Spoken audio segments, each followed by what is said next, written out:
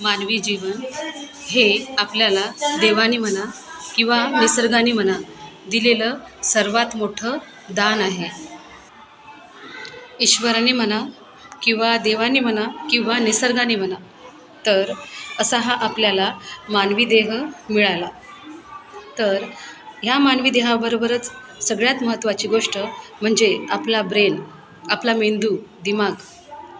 तर ह्या मेंदूमध्ये आपण कुठले विचार टाकतो आणि कुठल्या विचारांचं आपण संवर्धन करतो, याला खूप जास्त महत्त्व आहे. जर आपण आपल्या मेंदूमध्ये किंवा आपल्या मनामध्ये सकारात्मक भावना पेरल्या, तर त्यांनी स्वतःचं आणि दुसऱ्यांचं पण भलं होतं आणि आपल्या अवतीभोवतीचं वातावरण प्रसन्न राहतं. तर प्रत्येक मानवाने हा प्रयत्न करावा की आपण स्वतः सुखी राहावं आणि इतरांनाही सुखी ठेवावं. कारण की जर व्यक्ती स्वतः सुखी आणि आनंदी राहायला शिकला, तर तो स्वतःच्या अवतीभोवतीचं वातावरण प्रसन्न करू शकतो. आता ही व्यक्ती म्हणजे स्त्री पण असू शकते किंवा पुरुषही असू शकते. तर घरातल्या स्त्रियांची जबाबदारी पुरुषांपेक्षा जास्त असते, कारण खूप वर्षाचा संसाराचा अनुभव त्यांना असतो. आता स्त्री म्हटलं की ईर्ष्या, द्वेष, मत्सर ह्या गोष्टी आल्यात. तर जो ईर्ष्या, मत्सर, द्वेष करतो, तर त्या व्यक्तीचं नुकसान सगळ्यात आधी होतं. नंतर मग बाकीच्या लोकांवर त्यांचा हळूहळू प्रभाव पडत जातो. पण ते पण व्यक्ती इथिकली स्ट्रॉंग असतील, मॉरली स्ट्रॉंग असतील, तर त्या गोष्टींचा त्याच्यावर परिणाम होत नाही. पण लोक जर आपलेच असतील तर मात्र कठीण आहे. तर त्यासाठी स्वतःच्या मनाला समजावता यायला हवं. क्रोध, ईर्ष्या, द्वेष, मत्सर, दुसऱ्याचं चांगलं होतंय ही जी भावना आहे, ही जोपासायला हवी.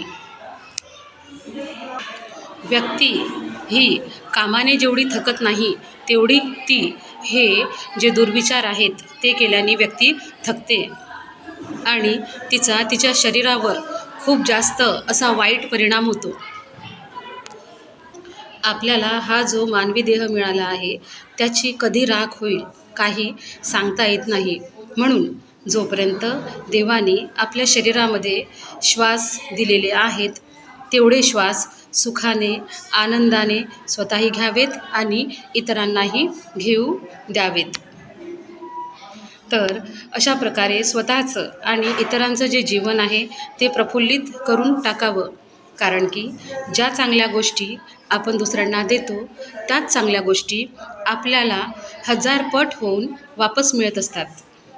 तर आणि असं वागणं म्हणजे निसर्गाशी समतोल राखणं. कारण की निसर्ग जे काम करतो, तर निसर्गातल्या सगळ्या गोष्टींचा वापर सगळे पशु, पक्षी, प्राणी करू शकतात. त्याचप्रमाणे आपणही निसर्गासारखं स्वच्छ, शीतल, निर्मळ असं व्हावं. स्वतःचंही जीवन आनंदाने बहरून टाकावं आणि दुसऱ्यांचंही जीवन आनंदाने बहरून टाकावं. कारण उद्या काय होणार हे कुणालाही माहीत नसते.